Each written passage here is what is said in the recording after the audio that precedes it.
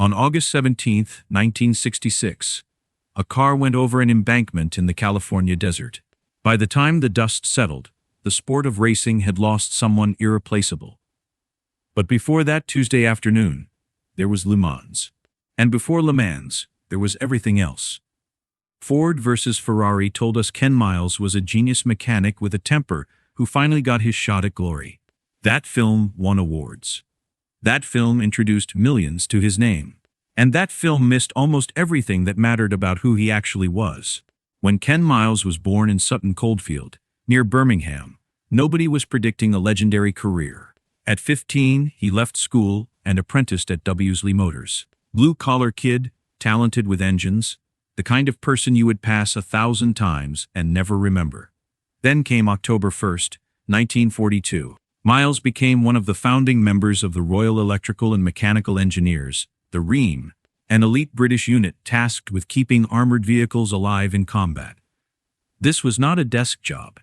This was not a desk job. This was not managing supply lines. He was assigned to the Guards Armored Division, then the 29th Armored Brigade. On June 15, 1944, 9 days after D-Day, he landed in Normandy. And he did not land as a driver. He landed as a tank commander. Think about what that actually means.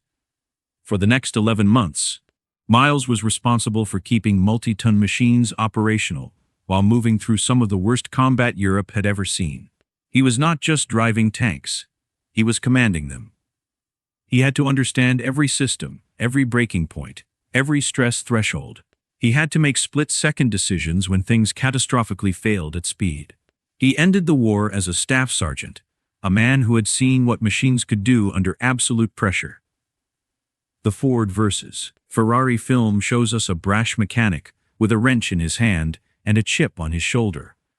What it does not show is the bedrock of this man's foundation. Every instinct that later made Ken Miles dangerous in a race car, his mechanical intuition, his understanding of how machines fail, his ability to diagnose and correct problems before they became disasters, did not come from some natural talent. It came from war. It came from command. It came from years of keeping machines alive when the cost of failure was measured in bodies. When Miles later told Ford engineers that the GT40 was dangerous, he was not guessing. He was a man who had spent years ensuring that machines worked flawlessly in conditions that would destroy lesser equipment and lesser men. Christian Bale's performance is extraordinary. It is also a lie. The film shows us an explosive, combustible outsider, a man constantly at war with corporate authority, throwing wrenches, punching Carroll Shelby in the face for fun. It is entertaining cinema, but the people who actually knew Ken Miles tell a completely different story. Miles had a reputation for courtesy and restraint on the track. He was sometimes called the Sterling Moss of the West Coast, a clean, fair competitor with an exceptional ability to feel a car's limits. This was not a glory-hungry hothead. This was a professional who could drive aggressively without ever making contact with another driver, even in the most brutal racing situations. Carroll Shelby himself described Miles not as a rival or a problem to manage, but as a gift. The best test driver Shelby ever knew. And not just because he was fast, because he was generous. Shelby said Miles reminded him of Fangio in that way. He would take time to teach younger drivers. He would share what he knew. And Miles himself? He said it plainly. I am a mechanic. That has been the direction of my entire vocational life. Driving is a hobby for me, like golfing is for others. A man who described racing as a hobby. Not someone tortured by ambition. Someone who was deeply intelligent, profoundly sardonic, and possessed of an emotional discipline that matched his mechanical genius. The Hollywood version needed a combustible character to create dramatic tension. But the real Ken Miles was something more interesting. A working professional who happened to be one of the fastest drivers in the world, and who knew exactly what he was worth and what he wanted from life. Shelby did not recognize something in Miles. Miles did not need Shelby's validation. Miles was the one Shelby should have been chasing, not the other way around. In 1966, Ken Miles won the 24 Hours of Daytona. In 1966, Ken Miles won the 12 Hours of Sebring. And at Le Mans that same year, Ken Miles was leading the most famous endurance race in the world. As of this moment, 60 years later, in 2026, no driver has ever won all 3 races in a single calendar year. Not Andretti. Not Alonso. Not anyone. The Triple Crown of endurance racing in one season remains the most elusive achievement in motorsport history. And Ken Miles was the only man ever to have all 3 within his grasp simultaneously, until someone in a boardroom decided otherwise. Charlie Agapil was a Shelby mechanic there that day. He saw what happened, and he was blunt about it. Ford did not want Ken to win at Le Mans. They wanted the headlines to read "Ford wins Le Mans," not "Miles becomes the first to sweep Daytona, Sebring, and Le Mans."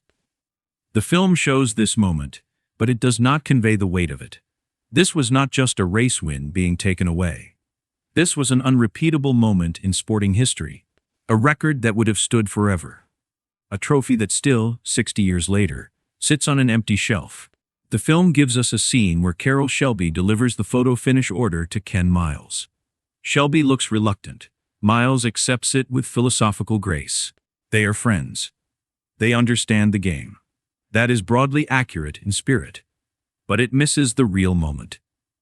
John Collins was a Shelby mechanic. He was there during that final pit stop. He heard what actually happened when Shelby delivered the order. Miles, in a loud voice that everyone in the pit lane could hear, said, "So ends my contribution to this bloody motor race." And he threw his sunglasses across the pit. That is the real Ken Miles. Not stoic, not philosophical, furious, but contained. Professional enough to accept the order even while making absolutely clear to everyone within earshot what it was costing him. Carroll Smith, the Shelby team manager, leaned over after Miles left and told him something Miles needed to hear. "I do not know what they told you, but you will not be fired for winning Le Mans." They were the best of friends. And Miles never spoke about it again. Years later, when Carroll Shelby knew he was dying, he told someone the truth. And the truth was worse than anyone had realized. In 1966, Ford did not cost Ken Miles the race at Le Mans. I did. And I regret it to this day. Leo Beebe, one of Ford's executives, had pulled Shelby aside. He asked, "Who do you think should win the race?" Shelby said, "Well, hell, Ken's been leading for all these hours. He should win the race." Beebe asked what Shelby thought should happen. And Beebe said he would like to see all 3 of them cross the finish line together. So I said, "Let us do it that way then." 2 men in a casual conversation. 2 men who both thought they were doing something beautiful. Neither of them knowing that the French would interpret the rules the way they did. Neither of them understanding that they were taking away something unrepeatable. The real villain of this story is not Leo Beebe. It is not Henry Ford II. It is miscommunication. It is the simple human tragedy of 2 good men making a decision without understanding its consequences. And one of the most extraordinary drivers in history paying the price. Shelby carried that knowledge for the rest of his life. He died in 2012 at 89, still haunted by a conversation that lasted 5 minutes. August 17, 1966, Riverside International Raceway, California. The film shows Ken Miles dying in a fire. The real story is different. And in some ways, it is worse. Ford was working on a new car, the J car, designed to be the successor to the GT40. It had a distinctive bread van-shaped rear end.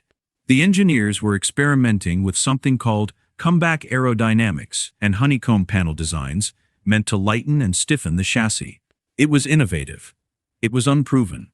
And it was dangerous in ways nobody yet understood. But here is what the film does not tell you. The J car had already killed someone. Walt Hansen was a 4-time SCCA road racing champion. He was a Formula One point scorer. He was one of the most respected drivers in America. In April 1966, 4 months before Miles ever sat in the J car, Hansen was testing it at Le Mans. On a wet day, the car aquaplaned. He tried to steer into an escape road and found a barrier that had not been there before. He never regained consciousness. He died 4 days later. After Hansen's death, Ford decided to shelve the J car program entirely. Focus on the proven Mark II. The dangerous prototype sat in a garage while engineers tried to figure out what had gone wrong. Then, 4 months later, they decided to resume testing, and they called Ken Miles. A series of trouble-free laps. Nothing wrong. Nothing to indicate anything wrong. On the final lap, the car was coming down the backstretch at approximately 175 miles per hour. As the straight ended and the car slowed to around 100 mph, it simply went out of control. It spun toward the inside of the track. It went over a tall embankment. The car bounced end over end down the embankment, disintegrating as it fell. Ken Miles was thrown from the car. He died of head injuries before emergency crews could reach him. The main section of the chassis caught fire. The fire consumed the evidence. In the decades since, the physics became clear. The J car's distinctive breadloaf rear, the aerodynamic innovation Ford's engineers were excited about, was generating lift underneath the car like an airplane wing. At over 200 miles per hour, on a downhill straight in hot California desert air, the rear of that car was fighting against the road. At some point, it won. Carroll Shelby said later, "We really do not know what caused it. The car just disintegrated. We have nobody to take his place. Nobody. He was our baseline, our guiding point. He was the backbone of our program. There will never be another Ken Miles." And James T. Crow, writing in Road and Track in November 1966, was even more direct. No one who knew Ken's driving can believe that the accident resulted from a mistake on his part. Ken Miles did not crash that car. The car failed him. Peter Miles was 15 years old. He was at Riverside that day with his mother. He watched his father die. He has not been back to Le Mans since. After the second fatal accident in 5 months, Walt Hansen in April, Ken Miles in August, Ford executives made a decision. They ordered that all future versions of the J car would include a roll cage similar to those used in NASCAR. The revised car was renamed the Ford Mark V. The roll cage mandated by Ken Miles's death almost certainly saved Mario Andretti's life in 1967 when Andretti had a massive accident at Le Mans. He walked away. Steel roll cages became standardized in motorsport racing. The safety improvement has saved countless lives since then. Ken Miles died because a car was built without sufficient aerodynamic testing at race speeds. And because he died, the cars that followed were built safer. The roll cage that protected Mario Andretti at Le Mans in 1967, that exists because of Ken Miles. The Mark V that won Le Mans in 1967, completing Ford's dynasty, was built on the lessons of Ken Miles's death. He made it possible from beyond the grave. After Miles's death, Carroll Shelby American withdrew from Le Mans racing. Not for a year, not temporarily. Permanently. The team that had just won the most famous endurance race in the world. The team that had built the car, developed the driver, put Ford on top. They never returned. For a man who defined himself by competition, by winning, by going back for more, that withdrawal speaks volumes. Shelby had raced through failure, through near bankruptcy, through corporate interference from the most powerful executives in American industry. He came back from everything. But he did not come back from losing Ken Miles. The film ends with Shelby visiting Peter Miles and handing him a wrench. A scene that never happened in real life, but captures something emotionally true. What it cannot capture is the years of guilt that followed. The weight Shelby carried. The knowledge that a single casual conversation had denied his closest friend both the greatest victory of his career and, 2 months later, whatever future came after it. In November 1966, Molly Miles, Ken's widow, wrote to Road and Track magazine, "Nothing could ever replace what I have lost. But the love and kindness showered upon me has been unbelievable. It has been a great life out here in California. Sometimes controversial, sometimes turbulent, but we have been happy." That is not the portrait of a man tortured by ambition, not someone obsessed with racing and glory. That is a man who had built a life he loved with people he loved, doing work that genuinely fulfilled him. And it was taken from him by a car that should not have been running that day. Here is the thing that haunts this story more than anything else. Had Ford not orchestrated the photo finish, Had Miles been allowed to take the Le Mans victory he earned? Had he spent those final 2 months as the first man in history to win the Endurance Triple Crown in a single year? Would he still have gotten into that J car? There is no way to know. But it is worth sitting with the question. Miles died as a test driver, doing the thankless, dangerous, poorly credited work that he had always done. The work that made the GT40 great. That made the Cobra great. That made every car he touched better than it was before he arrived. He did not die in front of a crowd, in a moment that would have made his death legible as the death of a race driver. He died on a Tuesday afternoon testing a prototype in the California desert, doing a job that needed doing for a company that had just denied him his crowning achievement. Ken Miles did not die a hero's death. He died a working man's death. And that, more than anything else, is what Ford versus Ferrari could not show you. Miles was posthumously inducted into the Motorsports Hall of Fame of America in 2001, 35 years after his death. For 3.5 decades, the man who Carroll Shelby called the backbone of Ford's entire program was remembered only by the people who had been there. It took a Hollywood film in 2019 to make his name a household word. And even that film softened his story. Even that gave him a calmer death than the one he got. Even that condensed a life that was richer, more complicated, more human than 2.5 hours could contain. Ford won Le Mans in 1967, again in 1968, again in 1969. But they never built another Ken Miles. No one did. The combination of engineering intelligence, driving sensitivity, and quiet professionalism he brought to the program was singular, a product of a specific life, a specific war, a specific set of experiences that no one else had and no one could replicate. He left behind his wife, Molly, his son, Peter, who watched him die at 15 and who has not been back to Le Mans since. A car he helped build that went on to win races. And a record, the Triple Crown in a single year, that no one has managed to equal in 60 years of trying. Carroll Shelby got one thing right, and it is the only quote that matters.